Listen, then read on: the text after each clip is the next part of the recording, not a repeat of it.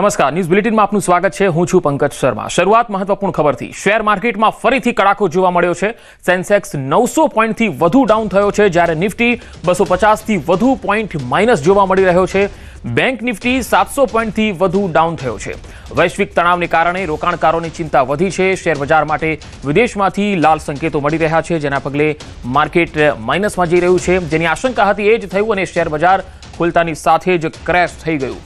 Bombay stock એક્સચેન્જનો 30 શેરનો Sensex શરૂઆતના સમયે 900 પોઈન્ટથી વધુ ગગડ્યો, જ્યારે નેશનલ સ્ટોક એક્સચેન્જનો નિફ્ટી પણ 280 પોઈન્ટથી વધુના ઘટાડા સાથે ટ્રેડ કરી રહ્યો છે।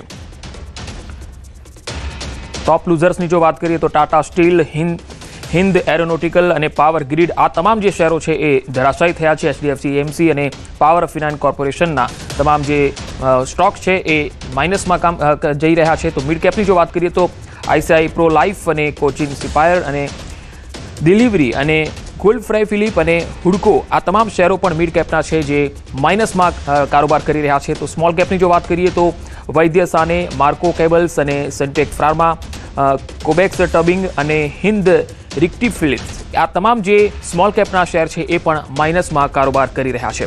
તો આ જે માર્કેટ જે છે એ માઇનસમાં કારોબાર કરી રહ્યો છે અને જે રીતે વૈશ્વિક સંકેતો મળી રહ્યા છે તે પ્રમાણે માર્કેટમાં અત્યારે નેગેટિવિટી દેખાઈ રહી છે। ઘણા મોટા ભાગના જે શેરો છે એ માઇનસમાં કારોબાર કરી રહ્યા છે। સેન્સેક્સમાં 961 પોઈન્ટનો કડાકો જોવા મળ્યો છે, જ્યારે નિફ્ટીમાં 272 પોઈન્ટનો કડાકો જોવા મળ્યો છે। સેન્સેક્સમાં જોઈએ તો 1.28% આટલું માઇનસ જોવા મળ્યું છે, એટલે કે ધરાશાયી થયું છે માર્કેટ, જ્યારે નિફ્ટીમાં 1.15%નો ઘટાડો દેખાઈ રહ્યો છે। ઓવરઓલ 50 શેરોનો નિફ્ટી છે, જ્યારે સેન્સેક્સની જો વાત કરીએ તો અહીંયા અત્યારે 74,276 પર કારોબાર કરી રહ્યો છે, જ્યારે નિફ્ટી 23,371ની આસપાસ કારોબાર કરી રહ્યો છે। તો શેર માર્કેટમાં આજે જબરજસ્ત ઘટાડો દેખાઈ રહ્યો છે। માર્કેટમાં આજે વૈશ્વિક જે સ્થિતિ દેખાઈ રહી છે, યુદ્ધની પરિસ્થિતિ સંભવિત છે અને ગઈકાલે ટ્રમ્પે પણ જે સોશિયલ મીડિયા પર જે નિવેદન આપ્યું છે તેને લઈને આ માર્કેટમાં ભૂચાલ આવી ગયો છે। જોકે વૈશ્વિક માર્કેટોમાં પણ આ જ પરિસ્થિતિ છે। બેંક નિફ્ટી પણ 700 પોઈન્ટથી વધુ ડાઉન થયો છે। મોટાભાગના તમામ શેરો છે એ ધરાશાયી થયા છે। તો મિડ કેપની ટોપ ગેનર્સ અને ટોપ લૂઝર્સની જો વાત કરીએ તો સૌથી વધારે લાર્જ કેપની જો વાત કરીએ તો Tata steel, Hind aeronautics, power grid corporation, HDFC AMC અને પાવર ફિન કોર્પોરેશન આ તમામ જે મોટાભાગના જે લાર્જ કેપના શેરો છે એ મોટાભાગે ધરાશાયી થઈ ગયા છે। બધા જ શેરોમાં લગભગ 4થી લઈને 5% જેટલો ઘટાડો આ શેરમાં જોવા મળી રહ્યો છે, જ્યારે મિડ કેપની જો વાત કરીએ તો કોચિન શિપાયર્ડ અને ગુડફ્રી ફિલિપ્સ અને હુડકો આ તમામ જે શેરો છે એમાં પણ 4%ની આસપાસ ઘટાડો દેખાઈ રહ્યો છે। સ્મોલ કેપની જો વાત કરીએ તો micro cables, Sunteck infra, Kubex tubing, Hind રિફ્લિક્ટ આ તમામ જે શેરો છે એમાં પણ 10%ની આસપાસ ઘટાડો છે। વધુ માહિતી મેળવીએ માર્કેટ એક્સપર્ટ પ્રતિક પટેલ આપણી સાથે જોડાયા છે। પ્રતિકભાઈ, જે રીતે માર્કેટમાં આજે નેગેટિવિટી દેખાઈ રહી છે, મોટો કડાકો દેખાઈ રહ્યો છે, મુખ્ય કારણ આપ શું માનો છો? જે રીતે યુએસ અને ઈરાન વચ્ચે સીઝફાયર થયા પછી જે પ્રોપર યુદ્ધ વિરામની સંભાવનાઓ જોવાતી હતી તે થઈ રહી નથી અને ફરીથી યુદ્ધ શરૂ થવાના એંધાણ જોવા મળી રહ્યા છે, જેને કારણે ગ્લોબલ લેવલે એક ડરનો માહોલ ફરીથી જોવા મળી રહ્યો છે। ક્રૂડ ઓઇલના ભાવ સતત વધી રહ્યા છે, સાથે ડોલર ઇન્ડેક્સ પણ સતત વધી રહ્યો છે। તેનું રિફ્લેક્શન આપણે ભારતીય બજાર એઝ વેલ એઝ ગ્લોબલ માર્કેટમાં જોઈ રહ્યા છીએ। જી, તો હાલ રોકાણકારોએ શું કરવું અને ડોલર સામે રૂપિયો જે છે એ નીચલા સ્તરે પહોંચ્યો છે, તેની સામે હાલ આગામી સમયમાં આપ શું જોઈ રહ્યા છો? જી, રોકાણકારોએ હાલમાં સારા ચુનિંદા ખાસ કરીને જે ડોમેસ્ટિક ઇકોનોમી ઉપર ફોકસ્ડ શેર છે તેવા શેરો ઉપર ફોકસ કરવું જોઈએ। રૂપિયાની પરિસ્થિતિની વાત કરીએ તો જે રીતે ડોલર વધારે સ્ટ્રોંગ થઈ રહ્યો છે અને ક્રૂડના ભાવ જે રીતે વધી રહ્યા છે, કદાચ બની શકે કે આવનાર સમયમાં રૂપિયો હજુ વધારે નબળો થઈ શકે છે। તો મને લાગે છે કે રૂપિયાની નબળાઈ ખાસ કરીને જે ઇમ્પોર્ટ ઓરિએન્ટેડ સ્ટોક્સ છે અને સેક્ટર છે એની ઉપર વધારે ચિંતાનું મોજું ફેરવી શકે છે। તો પ્રતિકભાઈ, હાલમાં વૈશ્વિક સંકેતોને જોતા આગામી સમયમાં હજુ પણ માર્કેટ ડાઉન જઈ શકે છે, તો રોકાણકારોએ કયા શેરમાં રોકાણ કરવું જોઈએ હાલના તબક્કે? જી, ચોક્કસથી હજુ જે રીતે ગ્લોબલ પરિસ્થિતિ છે આવી સિચ્યુએશનમાં માર્કેટમાં વોલેટિલિટી જોવા મળી શકે છે। માર્કેટ પ્રાઇસ વાઇઝ વધારે નીચે જાય એવી સંભાવના ઓછી લાગી રહી છે, પરંતુ માર્કેટમાં ટાઈમ વાઇઝ કરેક્શન હજુ આગળ વધતું જોવા મળી શકે છે, એટલે કે એક રેન્જની અંદર માર્કેટ બંને તરફના મૂવ ફાસ્ટ બતાવી શકે છે। રોકાણકારોએ ખાસ કરીને આવા સમયમાં જો લાંબા સમયનો વ્યૂ હોય તો શોર્ટ બ્લાસ્ટ એસઆઈપી કરવી જોઈએ, એસઆઈપી વધારવી જોઈએ, અને ખાસ કરીને એવા સેક્ટર કે જેને ગ્લોબલ લેવલની અનિશ્ચિતતાથી અને ક્રૂડના ભાવ વધારાથી વધારે નુકસાન નથી થતું તેવા સેક્ટરમાં રોકાણ કરવાનો પ્રયત્ન કરવો જોઈએ. જી પ્રતીત, આભાર આપનો અમારી સાથે જોડાવા માટે. તો આ હતા માર્કેટ એક્સપર્ટ પ્રતીત પટેલ, અને તેમણે કહ્યું છે કે હજુ પણ ટાઈમિંગ વાઇઝ જોઈએ તો આગામી સમયમાં આ પ્રકારની સ્થિતિ દેખાઈ શકે છે. ડોલર સામે રૂપિયો રેકોર્ડ નીચલા સ્તરે આવી ગયો છે. ડોલર સામે રૂપિયો 21 પૈસા ઘટીને 96.70 પર ખુલ્યો. નવા રેકોર્ડ નીચા સ્તરે પહોંચ્યો છે રૂપિયાનું સતત ધોવાણ થઈ રહ્યું છે. બ્રેન્ટ ક્રૂડના ભાવ રાતોરાત વધ્યા છે. ત્યારે આ તરફ યુએસ રાષ્ટ્રપતિ ડોનાલ્ડ ટ્રમ્પ અને ચીનના રાષ્ટ્રપતિ શી જિનપિંગ વચ્ચેની જે બેઠક હતી તેમાં કોઈ નોંધપાત્ર પરિણામ આવ્યું નથી. અમેરિકાના મજબૂત આર્થિક ડેટાને પગલે અમેરિકન ડોલરમાં વધારાને કારણે રૂપિયા સહિત ઉભરતા બજારની સંપત્તિઓ માટે ભાવના પર અસર પડી છે.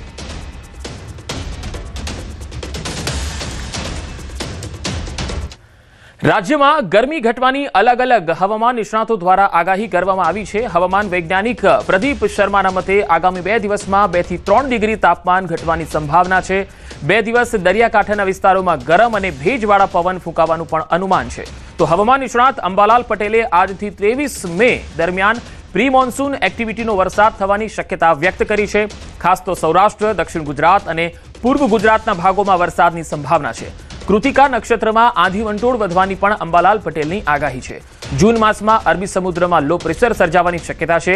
આગાહીકાર અથુરિયા શેટ્ટીએ સુપર અલ્નિનોની સંભાવનાને નકારી કાઢી અને ભારતમાં દુષ્કાળની કોઈ શક્યતા ન હોવાનું અનુમાન વ્યક્ત કર્યું. અથુરિયા શેટ્ટીએ આ વર્ષે ચોમાસામાં હળવાથી સામાન્ય વરસાદની આગાહી કરી છે. આગાહીકાર રમણીક વામજાએ મહત્વપૂર્ણ ચોમાસા અને માવઠા અંગે આગાહી કરી. રમણીક વામજાએ કહ્યું છે કે આગામી 3 દિવસ દરમિયાન રાજ્યમાં વરસાદની આગાહી છે. ખાસ કરી અમરેલી અને ભાવનગર સહિતના જે સૌરાષ્ટ્રના ભાગો છે તેમાં માવઠાની પ્રબળ શક્યતા છે. तो क्या तापमान है तो हम उम्मीद करते हैं कि अगले 2 दिन के बाद थोड़ा सा फॉल आने की संभावना है. फिलहाल हम हीट वेव की कोई वार्निंग नहीं दे रहे हैं, लेकिन हॉट एंड ह्यूमिड हमने डे 1 और डे 2 कोस्टल गुजरात रीजन में रखा है, जिसमें सौराष्ट्र नॉर्थ गुजरात कोस्ट के है और सौराष्ट्र कच्छ का भी कोस्ट है, जो उसमें भी हॉट एंड ह्यूमिड कंडीशंस एक डे 1 और डे 2 में रहने की उम्मीद है. हवा धीरे धीरे गरमी करશે, ધૂળકાટ ચડશે, બપોર પછી ધૂળકાટ જેવું જણાશે. કૃતિકા નક્ષત્રમાં આંધી વંટોળનું પ્રમાણ વધશે અને ધીરે ધીરે પ્રી મોન્સૂન એક્ટિવિટીનો વરસાદ પણ થવાની શક્યતા રહેશે. તારીખ 18 થી 23 પ્રી મોન્સૂન એક્ટિવિટીનો વરસાદ કેટલાક ભાગમાં થવાની શક્યતા રહેશે, જેમાં સૌરાષ્ટ્રના દરિયા કિનારાના ભાગો, દક્ષિણ ગુજરાતના ભાગો અને પૂર્વ ગુજરાતના ભાગો અને ગુજરાતના અન્ય ભાગોમાં પ્રી મોન્સૂન એક્ટિવિટીનો વરસાદ બપોર બાદ થવાની શક્યતા રહેશે. આ ઉપરાંત લગભગ ભારે ગતિના પવનો ફૂંકાશે અને કાચા મકાનના સાપડા પડી જાય તેવા પવનો હવે ધીરે ધીરે ફૂંકાવાની શક્યતા રહેશે. વરસાદની એક માવઠારૂપી વરસાદ થાય એનું કારણ કે કૃતિકા નક્ષત્ર બેસેલ છે. કૃતિકા નક્ષત્ર 11/5 થી 23/5. જો કૃતિકા નક્ષત્રમાં વરસાદ થાય એટલે વર્ષ 16 આની વરસાદ થાય. કૃતિકા નક્ષત્રમાં તારીખ 17/5 થી 21/5ની અંદર કૃતિકા નક્ષત્રમાં છાંટાછૂટી વરસાદ અમરેલી, ભાવનગર બધે વરસાદ થશે અને વર્ષ 16 આની થશે. मेरे अनुमान के हिसाब से कोई सुपर एल नीनो की स्थिति की खतरा नहीं है. सुपर एल नीनो यानी जब जो एल नीनो की जो आंकड़ा रहता है, यानी जो प्रशांत महासागर में समुद्री आंकड़ा है, उसका जब 2 डिग्री से ऊपर जाता है तब उसे सुपर एल नीनो की स्थिति मानी जाती है. और इस साल भले ही एक मजबूत एल नीनो की संभावना ज़रूर हो सकती है, लेकिन कोई सुपर एल नीनो की स्थिति मेरे हिसाब से मुझे नज़र नहीं आ रही है. दुष्काल या जो ड्राउट की स्थिति है या जो सूखा पड़ने की स्थिति है, इस साल के मानसून यानी 2026 के मानसून में भारत और गुजरात में उसकी संभावना बिल्कुल नहीं है. સુરેન્દ્રનગરના પાટડી તાલુકાના મેતાસર ગામે અનુસૂચિત જાતિના પરિવારનો બહિષ્કાર કરી આભડછેટનો આક્ષેપ થયો છે. પરિવારને કૂવામાંથી પાણી ન ભરવા દેવામાં આવતા આરોપ થઈ રહ્યા છે. સાથેનો એક વિડીયો પણ વાયરલ થયો છે. સ્થાનિકોએ જિલ્લા કલેક્ટર કચેરી ખાતે આ મામલે જવાબદારો સામે કાર્યવાહીની રજૂઆત કરી. ફરિયાદ નોંધાતા પોલીસે 6 આરોપી સામે એટ્રોસિટી એક્ટ સહિતની કલમો હેઠળ ગુનો નોંધી તપાસ હાથ ધરી છે. વાયરલ વિડીયોને FSL તપાસ માટે પણ મોકલી અપાયો છે. હવે સરકારના જે પ્રમાણપત્રો છે એની સામે ભંતેજીની લડત ચાલુ છે, બૌદ્ધ મહાસભાની પણ આ લડત ચાલુ છે. તો એના માટે સમગ્ર સંઘ મેદાનમાં છે અને એની લડત કાયદાકીય ચાલુ છે. કુલ 6 ઇસમો વિરુદ્ધ એટ્રોસિટી એક્ટ મુજબ ગુનો દાખલ કરવામાં આવેલો છે. અને આ ગુનાની અંગે તપાસની કાર્યવાહી ચાલુ છે. મેતાસર ગામની અંદર જેટલા પણ અનુસૂચિત જાતિના સભ્યો આવેલા છે તેમના નિવેદનો લેવાની કાર્યવાહી હાલ ચાલુમાં છે. અને જે પણ ઓડિયો અને વિડીયો જે વાયરલ થયેલા હતા તેમને અત્રે ખાતે પેનડ્રાઈવમાં મેળવીને અને એફએસએલમાં તેમની તપાસણી કરવા માટેની કામગીરી હાથ ધરવામાં આવેલ છે. બનાસકાંઠામાં ફરી એકવાર ઠાકોર સમાજના બંધારણ પર સવાલ ઉઠી રહ્યા છે અને આ વખતે તો પ્રહાર કરનાર બીજું કોઈ નહીં પણ ખુદ સિંગર ગબ્બર ઠાકોર છે. ગબ્બર ઠાકોરે ગીતના માધ્યમથી સમાજના આગેવાનો પર સીધો કટાક્ષ કર્યો કે સમાજનું આ બંધારણ માત્ર એક નાટક છે, નિયમો માત્ર ગરીબો માટે છે, કારણ કે સમાજના મોટા માથાઓ બંધારણ તોડે તો એમને કોઈ કશું કહી શકતું નથી. ગબ્બરનો સીધો સવાલ છે કે ગામમાં ખુલ્લેઆમ દારૂ વેચાય તેનાથી આગેવાનોને કોઈ ફરક પડતો નથી, પણ જો અમે ડીજે વગાડીએ તો આગેવાનો ભડકે છે કેમ? ડીજેના વિવાદમાં આખા સમાજમાં માત્ર ગબ્બર ઠાકોર જ કેમ દેખાય છે? આક્રોશ અહીં જ નથી અટકતો. ગબ્બરે આરોપ લગાવ્યો કે જ્યારે પણ સમાજમાં સાચા ન્યાયની વાત થાય છે ત્યારે આગેવાનો તરફથી સીધી ધમકીઓ મળવા લાગે છે. બંધારણ તોડવાના મામલે ગબ્બર ઠાકોર પહેલા પણ વિવાદમાં આવી ચૂક્યા છે અને આ વખતના ગીતે સોશિયલ મીડિયા પર નવી ચર્ચા છેડી દીધી છે. શું ખરેખર નિયમો બધા માટે સરખા હોવા જોઈએ?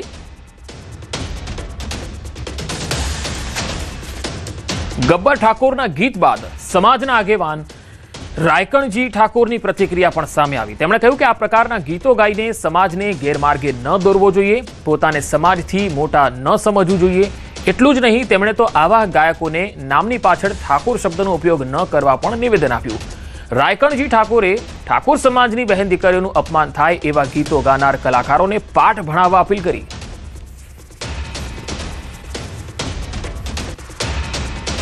હમણાં આજે જ એક ગીત એમને ગાયું છે અને ગીતની અંદર એના શબ્દો છે તે શબ્દો ખૂબ આપત્તિજનક છે. તેને અમે વખોડી કાઢીએ છીએ. એને એવું ના ગાવું જોઈએ કે સમાજની અંદર સારું વાતાવરણ હોય તો તેને બગાડવાનો પ્રયત્ન ના કરવો જોઈએ. અને આ ભાઈને પણ હું કહું છું કે જો ઠાકોર સમાજ ઉપર એટલી બધી ચીડ હોય તો તારે પાછળ ઠાકોર શબ્દ લખવાનું ના લખવું જોઈએ. અને એ લખવા કરતા તારે જે પણ તને જે ગમતું હોય બીજું લખ, પણ ઠાકોર શબ્દનો ઉપયોગ કરી અને આ ઠાકોર સમાજને ગેરમાર્ગે દોરવાનું બંધ કરી. તો ગબ્બર ઠાકોરના ગીત પર સમાજના આગેવાનોની હવે પ્રતિક્રિયાઓ આવી રહી છે. એક તરફ ગબ્બર ઠાકોર કહી રહ્યા છે કે સમાજના આગેવાનોમાં જે મોટા બની બેઠેલા માથાઓ છે એ લોકોને ડીજે વાગે તો તકલીફ થાય છે, પરંતુ જ્યારે ગીત કોઈ આવે છે, ઠાકોર સમાજના જે ગરીબ લોકો છે એમના માટે બંધારણ જે છે એ જોવા મળે છે, મોટા માથાઓએ બંધારણ તોડે છે. હવે બે તસવીરો તમે જુઓ. નવો વિડીયો જે ગબ્બર ઠાકોરે ગીત ગાયું છે તેના ઉપર છે, જેમાં તેણે કેટલાક સવાલ ઉઠાવ્યા છે, અને બીજી તસવીર જૂનો વિડીયો છે જે તમે જોઈ શકો છો. વધુ માહિતી મેળવીએ. સમાજના આગેવાન રાયકણજી ઠાકોર આપણી સાથે જોડાઈ ગયા છે. રાયકણજી, ખાસ ગબ્બર ઠાકોરે જે ગીત ગાયું છે તેના ઉપર હવે ચર્ચાઓ શરૂ થઈ છે, પરંતુ એમણે એક સવાલ ઉઠાવ્યો છે કે બંધારણ માત્ર ગરીબ માટે છે, સમાજના ગરીબ વર્ગ છે એમણે જ પાડવાનું હોય છે, મોટા માથાઓ એને તોડે તો એમને કોઈ જ કશું કહેતું નથી. આ વાતમાં તથ્ય શું છે? નહીં, તદ્દન વાત ખોટી છે. કારણ કે બંધારણ એ સમાજના પ્રત્યેક વ્યક્તિ માટે હતું અને સમાજને આગળ લઈ જવા માટે હતું. 4-4.5 મહિનાનો સમય થયો છે અને આની અંદર ક્યાંક ચીટફૂટ જેવા તમે વાત કરી છે એવા સામાન્ય જે સમાજને અનુસરતા નથી અને સમાજને નુકસાન કરવાવાળા લોકોએ ક્યાંક એક ટકો, અડધો ટકો લોકોએ આવું કદાચ કર્યું હશે. એના સિવાય લોકો બહુ એક્સાઇટ છે. આજે સમાજને ખૂબ ફાયદો થયો છે અને આ લોકો સમાજના વિરોધી છે, સમાજને તોડવાનું કામ કરી રહ્યા છે. સમાજના બંધારણથી લોકોને ફાયદો થયો છે અને એ ફાયદાને આ લોકો સહન કરી શકતા નથી. એટલે એના માટે આ લોકો આવા કોઈ ગીતો ગાઈને, કોઈ સમાજને ગેરમાર્ગે દોરીને આ સમાજના બંધારણના વિકાસને અટકાવવાનો પ્રયત્ન કરી રહ્યા છે. તે નિંદનીય છે. અમે આવા કોઈ પણ કૃત્યને ઠાકોર સમાજ વખોડી કાઢે છે અને એમને સલાહ આપીએ છીએ કે હવે પછી એમને આવું ના કરવું જોઈએ. અને જો આવું ચાલુ રહે અને એમને સમાજ પ્રત્યે કોઈ લાગણી ના હોય અથવા તો સમાજ ને નુકસાન કરવાનો પ્રયત્ન કરે તો ઠાકોર લખવાનું બંધ કરી દેવું જોઈએ, એવું અમારી માગણી છે. પણ રાયકરજી, ઠાકોર સમાજમાં જે લોકો પણ ગીતો ગાવા સાથે જોડાયેલા છે, વર્ષોથી ગાય છે, એ લોકોમાં આ માંગ ખૂબ જ ઉગ્ર બની રહી છે કે બંધારણ બને છે, ડીજે ઉપર વાંધો આવે છે, પરંતુ જે લોકો બંધારણ તોડે છે એમને કોઈ આગેવાન કશું કહેવા જતું નથી. તો એવું કેમ છે કે જે ગીત ગાવાવાળા લોકો છે ઠાકોર સમાજમાં, એ તમામ લોકો આ બંધારણનો અથવા તો ઠાકોર સમાજના આગેવાનોનો વિરોધ કરતા હોય છે, ખુલીને વિરોધ કરે છે? નહીં, એવું નથી. અમારે ત્યાં લગભગ કોઈ જગ્યાએ ડીજે, અમારે જે જગ્યા છે ત્યાં કોઈ જગ્યાએ વાગ્યું નથી ડીજે. ત્યાં સામાન્ય કોઈના ઘરે ડીજે જ છે અને એ ડીજે ના માલિકો છે, તો ક્યાંક 1% ક્યાંક થોડું ઘણું એ પણ, તો પણ સમાજનો કોઈ વ્યક્તિ તેમને ત્યાં ગયો નથી અને સમાજના પ્રત્યેક લોકોએ એનું પાલન કર્યું છે. પરંતુ કેટલાક આવા લોકો છે તેમને તેમનો ધંધો પડી ભાગતો હોય એવું, અને આ લોકોના ગીતો પણ કેવા છે, સભ્ય સમાજ સાંભળી ન શકે તેવા ગીતો.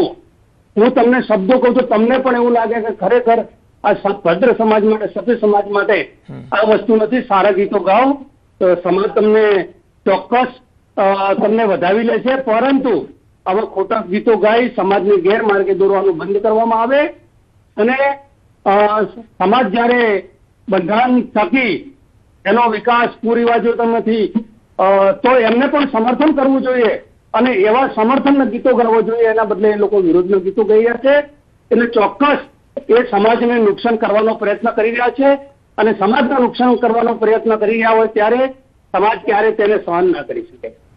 જી રાયકરજી, એવું લાગે છે કે સમાજમાં હવે જે યુવાઓ છે જે બંધારણને માનતા નથી અથવા તો બંધારણને સ્વીકારતા નથી અથવા તો તેમનો કોઈ ધંધો પડી ભાગે છે, જે રીતે આપ કહી રહ્યા છો, તો આવા જે યુવાઓ છે જે મુખ્ય ધારાથી અલગ જઈ રહ્યા છે એમના માટે ભણતર કે ગણતરની વધારે જરૂર છે. ચોક્કસથી હું આપની પાસે આવીશ. હાલ આપ અમારી સાથે જોડાયા, ખૂબ ખૂબ આભાર રાયકરજી. સમાજના મોટા લોકો બંધારણ તોડે છે એવું કહે છે ગબ્બર ઠાકોર, અને હવે વિવાદમાં ગબ્બર જ કેમ દેખાય છે? હાલ પૂર્વ ધારાસભ્ય ચંદનજી ઠાકોર આપણી સાથે જોડાયા છે. ચંદનભાઈ, જે રીતે ગબ્બર ઠાકોર કહી રહ્યા છે, આ વાતમાં તમારી પ્રતિક્રિયા શું છે? એટલે આમાં પાટણ, બનાસકાંઠા અને મહેસાણાનું જે બંધારણ આજે સંપૂર્ણપણે પાલન થઈ રહ્યું છે. સમગ્ર વિસ્તારના લોકો અત્યારે લગ્નમાં અમે પણ ખુદ જઈ રહ્યા છીએ અને જેને જેને બંધારણ તોડ્યું એના બંધારણમાં વિરુદ્ધમાં સમાજે એનો મોટો દંડ પણ કર્યો છે. મેં ખુદે પણ જબ્બરભાઈને હોમેથી કહેવડાયું છે કે ભાઈ તમે સમાજના 25-50 આગેવાનો ભેગા કરો, હું પણ પોતે આવું છું, તમે બંધારણ તોડ્યું છે તો તમે પણ દંડ ભરીને સમાજમાં પરત આવતા રહો. એમાં ક્યાં ઇસ્યુ આવડો બધો બનાવવાનો આવે છે? અને જે પ્રકારે બંધારણ અત્યારે ચાલી રહ્યું છે, સમાજમાં એકતાનો સંદેશો છે, સમાજમાં બંધારણ મજબૂતાઈથી ચાલી રહ્યું છે અને એ બંધારણના ભાગરૂપે આજે સમાજમાં ખૂબ મોટો ફાયદા પણ થઈ ગયો છે. હવે જબ્બરભાઈએ આટલી બધી જીત ન કરવી જોઈએ. સમાજમાં કેટલાક મોટા મોટા આગેવાનોએ પણ મને કહ્યું છે કે ભાઈ આ બંધારણમાં જે જબ્બરભાઈને જે નાટબારા મૂક્યા છે એને જબ્બરભાઈને કહો કે નાટબારા જે એમને સમાજનો નાનો મોટો દંડ પડી સમાજમાં પણ આટલો ઇસ્યુ છે સાહેબ, એમને આટલી બધી જીત કરવાની આવતી નહીં થાય. પણ ચંદરભાઈ, એમાં ગબ્બરસિંહ એવું પણ કહે છે કે મોટા માથાઓ જો નિયમ તોડે, બંધારણ તોડે તો એમની સામે કોઈ એક્શન લેવાતું નથી, પણ અમારા જેવા કોઈ તોડે તો તરત જ એમને એક્શન લેવામાં આવે છે, નાતબાર કરી દેવાય છે. જો એમને નાતબાર મૂક્યા પછી કોયડાના મોટા સરપંચ એમને 1,51,000 રૂપિયા દંડ લીધો. એના પછી હારીજમાં દશરથજી ઠાકોર એમને બંધારણ તોડ્યું હતું. હું પોતે લગ્નમાં ગયો તો સમાજે ભેગા થઈને 1,51,000 રૂપિયા એમને દંડ ભર્યો. ફરી હમણાં સમાજમાં હારીજમાં બંધારણ તૂટ્યું તો એમને પણ 1,51,000 રૂપિયા દંડ લીધો. સમાજમાં જ્યારે સમાજના આગેવાનોને ખબર પડે છે ત્યારે કોઈને સમાજે છોડ્યા નથી અને તો ગામ સમિતિ જ નક્કી કરે છે. અને ગામ સમિતિ નક્કી કરીને ગામ સમિતિ એવું કહે છે કે અમારા ગામના બંધારણ તૂટ્યું છે, સમાજના 5-25 માણસો આવીને કરો. પણ એના માટે આ ગબ્બરભાઈ આટલી બધી જીત, ગબ્બરભાઈને પણ મારી વિનંતી છે કે તમે તમારા ગામની અંદર 5-25-50 આગેવાન તમારા કુટુંબના ભાઈઓ ભેગા તો ચંદનજી ઠાકોર આવીને તમને જે 5 રૂપિયા દંડ કરવો દંડ કરી અને તમને સમાજમાં પરત લેવા આવશે. અમે ક્યાં ના પાડીએ છીએ? જી, તો ચંદનજી, આવા ગબ્બરભાઈ જેવા કેટલા એવા લોકો છે જે આ પ્રકારે બંધારણનો વિરોધ કરે છે સમાજની અંદર રહીને? કોઈ કરતા નથી. મને એક બીજો વિડીયો તમે મને બતાવો. એક વિડીયો સમગ્ર પાટણ, બનાસકાંઠા અને આમના વિરુદ્ધમાં એક પણ વિડીયો મને બતાવો કે એક પણ વ્યક્તિએ બંધારણ વિરુદ્ધની વાત કરી હોય. સાહેબ, રાજીપો વ્યક્ત કર્યો છે સાહેબ. આજે મોટા પ્રમાણમાં જે સમાજના ઉપર દીકરીઓ ઉપર જે હાથી પણ કરીને જે પૈસા લઈને લગ્ન કરતા હતા, જે એકબીજાના ભાગ્યના રૂપે જે પૈસા લઈને જે મજૂરી કરીને લગ્ન કરતા હતા, એ પૈકીનો આજે સમાજે ખૂબ મોટો રાજીપો વ્યક્ત કર્યો છે. અને આભાર માનું સાહેબ જેનીબેન ઠાકોરનો, આભાર માનું કેશાજીનો, આભાર માનું જગદીશ ઠાકોરનો, અમૃતજીનો, કે સમગ્ર વિસ્તારના લોકોનો ખૂબ મોટા પ્રમાણમાં જે એમને જે આ સમાજમાં જે સહયોગ કરીને સમાજમાં એકતાનું જે પ્રતીક જે કર્યું છે, એને સાહેબ આવવાવાળા સમયની અંદર સમાજમાં ખૂબ મોટો ફાયદો થવા જઈ રહ્યો છે. અને ગબ્બરભાઈ આવું ન કરવું જોઈએ એવી મારી ગબ્બરભાઈને વિનંતી. જી ચંદનજી, આપ અમારી સાથે જોડાયા, આપનો આભાર. હવે આગળ વધીએ. અમદાવાદમાં સ્ટેટ જીએસટીએ 100 કિલોગ્રામ ચાંદીનો જથ્થો પકડી પાડ્યો. ગીતા મંદિરથી લક્ઝરી બસમાં રાજકોટ જઈ રહેલી એક વ્યક્તિ પાસેથી આ જથ્થો મળ્યો છે. પ્રાથમિક તપાસમાં 80% જથ્થાનું કોઈ બિલ ન હોવાનું સામે આવ્યું. સ્ટેટ જીએસટી જથ્થો કબજે લઈને હાલ તપાસ કરી રહી છે. 80% જથ્થાનું કોઈ બિલ જ ન હતું. આ 80% ચાંદીના જથ્થાનું કોઈ બિલ ન હોવાને કારણે આ જથ્થો કબજે લઈ અને વધુ તપાસ કરવામાં આવી રહી છે. 100 કિલો ચાંદીનો આ જથ્થો જપ્ત કરવામાં આવ્યો છે. આણંદના બોરસદમાં જનતા બજાર પાસેથી શંકાસ્પદ કાર ઝડપાઈ. આ કારમાં રહેલા સ્કૂલ બેગ અને થેલામાંથી 42.90 લાખની રોકડ રકમ મળી આવી. સમગ્ર મામલે પોલીસે 3 શંકાસ્પદ લોકોની પૂછપરછ હાથ ધરી છે. રોકડ રકમની સાથે અલગ અલગ બેંકોની પાસબુક, ચેકબુક પણ જપ્ત કરાઈ. આ મોટી રકમનો વ્યવહાર ક્યાં અને કોની સાથે થવાનો હતો એ દિશામાં પોલીસે તપાસ તેજ કરી છે. મહીસાગરના મલેકપુર ગામે સર્કલ પાસે લુણાવાડા રોડ પર બેફામ કાર ચાલકનો આતંક સામે આવ્યો. માતેલા સાંડની માફક આવતા કાર ચાલકે પહેલા બાઇકને અડફેટે લીધું, જે બાદ પણ કાર પર કંટ્રોલ નહીં કરતા ડાબી બાજુ રોડની સાઈડમાં ઉભેલી મહિલાને ટક્કર મારી. બાદમાં આ રેકડીઓને અડફેટે લઈ કાર સીધી ખેતરમાં ઘૂસી જાય છે. તસવીરોમાં તમે જોઈ શકો છો. અચાનક મોત સામે આવતા જોઈને એક યુવાન મુઠ્ઠીઓ વાળીને ભાગતા નજરે પડે છે. કાર ચાલકના કહેરના કારણે 3 લોકોને ઈજા પહોંચે છે. સમગ્ર મામલે લુણાવાડા તાલુકા પોલીસે કાર્યવાહી શરૂ કરી છે. 2 અલગ અલગ તસવીરોમાં તમે જોઈ શકો છો. મલેકપુર ગામે કાર ચાલકે કઈ રીતે આતંક મચાવ્યો અને બેફામ દોડતી કારે કેવી રીતે લોકોને અડફેટે લીધા અને ત્યારબાદ આ કાર જે છે એ બેકાબુ બનીને ખેતરમાં ઘૂસી જાય છે. સુરતના પાસોદરા વિસ્તારમાં ગમખ્વાર અકસ્માત થયો. રત્ન કલાકારનું અહીંયા મોત થઈ ગયું છે. બાઇક સવાર રત્ન કલાકારે કાબુ ગુમાવતા ટ્રક નીચે આવી ગયો. પાસોદરા ગઢપુર રોડ પર સર્જન લક્ઝરિયાની નજીક આ ઘટના બની. ટ્રક નીચે આવી જવાથી માથાના ભાગે ગંભીર ઈજાને કારણે તેણે દમ તોડી દીધો હતો. અકસ્માતના હચમચાવી નાખનારા સીસીટીવી દ્રશ્યો કેમેરામાં કેદ થયા છે. તસવીરોમાં તમે જોઈ શકો છો કઈ રીતે આખો અકસ્માત થાય છે અને તેની ઘટના આખી સીસીટીવીમાં કેદ થઈ છે. સુરતના પાસોદરા વિસ્તારમાં બનાવ. આ તરફ વડોદરા નેશનલ હાઈવે 48નો વળાંક જોખમી બની ગયો છે. જાંબુઆ જીઈબી કટ પાસે કાર અને એક્ટિવા વચ્ચે ગમખ્વાર અકસ્માત થયો. પૂરપાટ ઝડપે આવતી સ્વિફ્ટ કારની ટક્કરથી એક્ટિવા ભમરડાની જેમ હવામાં ફંગોળાઈ. અકસ્માત એટલો ભયાનક હતો કે એક્ટિવા સવાર બંને યુવકો પર જે રોડ ઉપર 100 ફૂટ દૂર સુધી ફંગોળાયા. આ તસવીરો જુઓ. તસવીરોમાં તમે જોઈ શકો છો. ઇજાગ્રસ્તોની ઓળખ ડીજે ઓપરેટર મિતેશ ધરથી અને તેના ભાઈ કિશન તરીકે થઈ છે. કાર સુરતથી અમદાવાદ તરફ આવી રહી હતી. સ્થાનિક લોકોએ ઇજાગ્રસ્ત યુવકોને સારવાર માટે એસએસજી હોસ્પિટલ ખસેડ્યા. 2 પૈકી 1 યુવકની હાલત અત્યંત નાજુક બતાવાઈ રહી છે.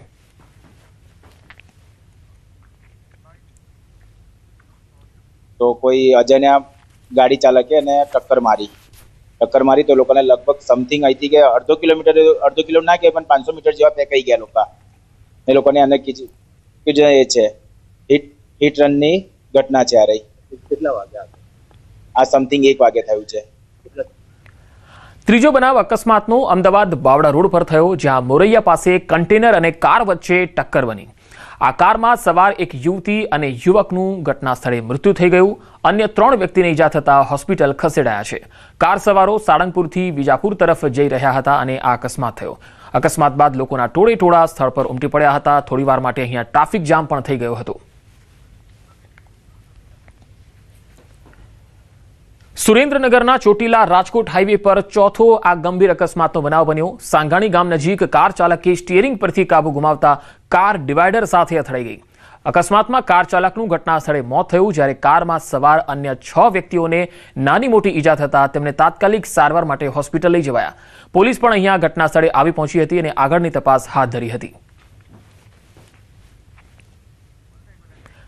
તો સુરેન્દ્રનગરના આ અકસ્માતમાં કાર ચાલકનું ઘટના સ્થળે જ મૃત્યુ થયું છે. આજના દિવસમાં કુલ 4 અકસ્માતના બનાવો સામે આવ્યા, જેમાં ચોથો બનાવ ચોટીલા રાજકોટ હાઈવે પર ગમખ્વાર અકસ્માત થયો હતો.